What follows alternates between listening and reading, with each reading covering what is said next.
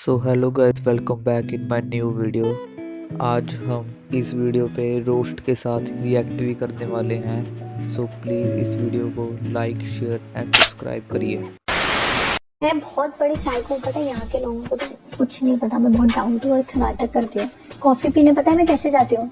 ग्वालियर से जाऊंगी आगरा, आगरा से कॉफी खरीद के, कॉफी पीऊंगी नहीं, वो कॉफी एकदम ठंडी होनी चाहिए, एक आइस बॉक्स साथ में चलेगा, कॉफी उसमें रखी जाएगी। फिर ताजमहल के पीछे गार्डन है, गार्डन में एक चेयर है, उसी पे बैठ के पीऊंगी। तो अगर मुझे महीने में 3 कोल्ड कॉफी पीनी है तो ये पूरा ठटराक चाहिए मुझे। जैसे तूने कहा ताने कॉफी पीने लगा है तो मैं नहीं था। एक चीज कर सकती है, तो दोस्ती तोड़ देते हैं। भाई इसको तो ये नहीं समझा जा रहा, ये बोल के देती है। ताजमहल के पीछे गार्डन है, गार्डन में एक चेयर है, उसी पे बैठ के पीऊंगी। ये ताजमहल के पीछे वाले गार्डन में बोल रही है। इसको पहले ये तो पूछ लो कि ताजमहल किसने बनवाया था। क्या बोला तूने? तो दोस्ती तोड़ देते हैं सब। नीलम ने आखिरी वाली लाइन बिल्कुल सही बोली थी। मैं अंदर पहन रही हूँ बाथरूम। मैम ने तो मुझे बोला कि बाहर आके पहन लो, पर मतलब मैं इतना खुल के कभी रही नहीं हूँ ना। भाई अगर फुकरिया मारने हो ना तो औकात के बाहर नहीं फुकरिया मारनी चाहिए, नहीं तो ये फुकरिया आप पर ही भारी बढ़ जाएगी। अरे बाप रे, ये तो धोती। ऐश्वर्या राय से ज्यादा सुंदर मैं हूँ।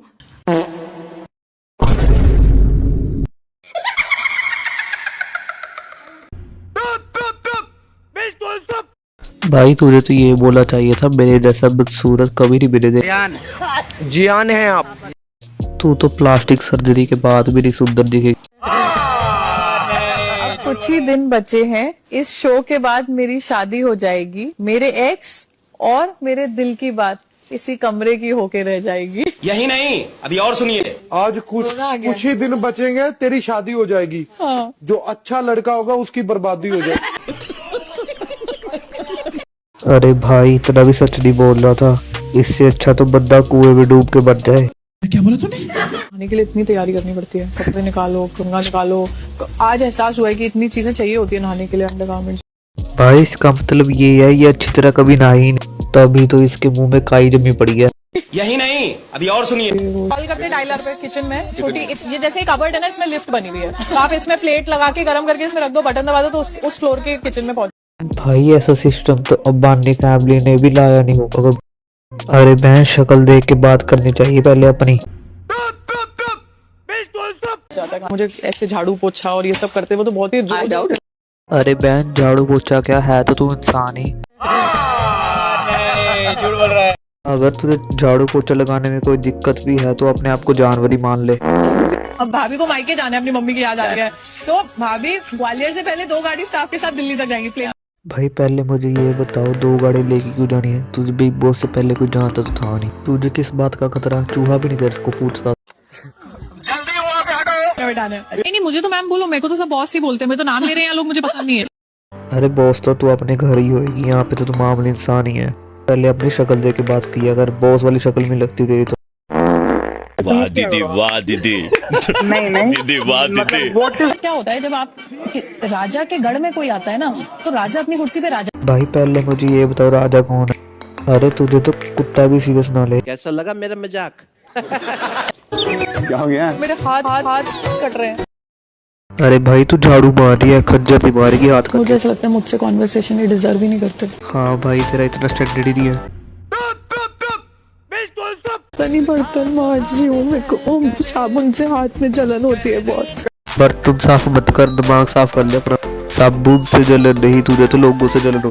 खत्म, bye bye, tata, goodbye, गया। अभी मैं थोड़ा सा बहुत ज्यादा ट्रॉमा में हूँ। मेरे को ऐसा लग रहा था वहां पे कि मेरे को कुछ हो नहीं जाए, बस कि ऐसा नहीं हो कि मैं घर पहुंच नहीं पाऊँ उनके पास, क्योंकि मैं नहीं चाहती थी कि मेरे को कुछ हो जाए और मेरे भाइयों को पता नहीं लगे। झूठ बोल रहा है। अरे भाई तू पागल ही होएगी, तू लोगों को पागल कर देगी। क्या बोला तूने? ये अकेली पागल खाने गई थी, बाकी सब बिग बॉस में गए। अब तो सच बोल दे। देखती रह गई, मैंने देखा नहीं। जीत गए क्या यार? मैं पूरे शो सिर्फ खुद को ही देख रही थी, अभी भी स्टेज पे खुद को ही देखती रह गई। जीत गए होंगे कोई बात नहीं, पर आप लोग सब मेरे इंटरव्यू ले रहे हो तो मैं भी जीत ही गई हूँ। अबे तेरा क्या, तू तो टॉप 3 में भी नहीं आ पाई। समझ रहे हो? समझ रहे हो आप?